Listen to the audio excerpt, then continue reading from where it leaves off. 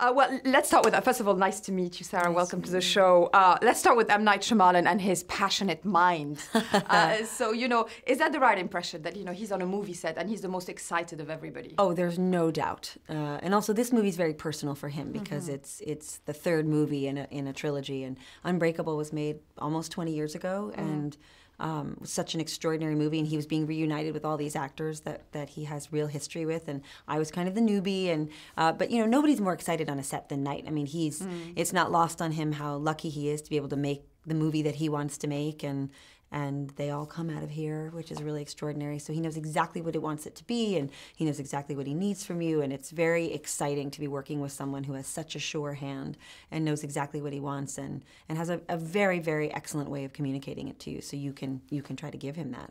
And I also love your interpretation of the character and the way you played her in a way that we know from the beginning that something's hidden, but she never loses her poise, does she?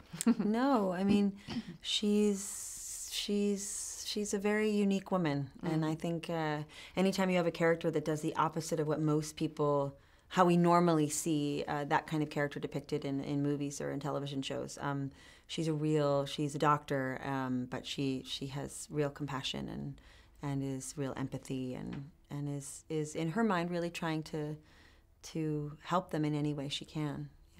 And she's not a comic book superhero fan. She is not she's one of those people who would like everybody to really try to live in the real world that we live in, and that the way they're thinking about what they're capable of is unhealthy for them, and I think dangerous for society. Let's talk about having Samuel L. Jackson and Bruce Willis on the set, because they're such muses of Night, as everybody calls him. Do they get also over enthusiastic about the project? Are they very invested in it? Well, I think anytime you show up on a set, you're there because you really want to be, and I think that was absolutely true for all of them. Everybody was so excited to be there, we couldn't believe it.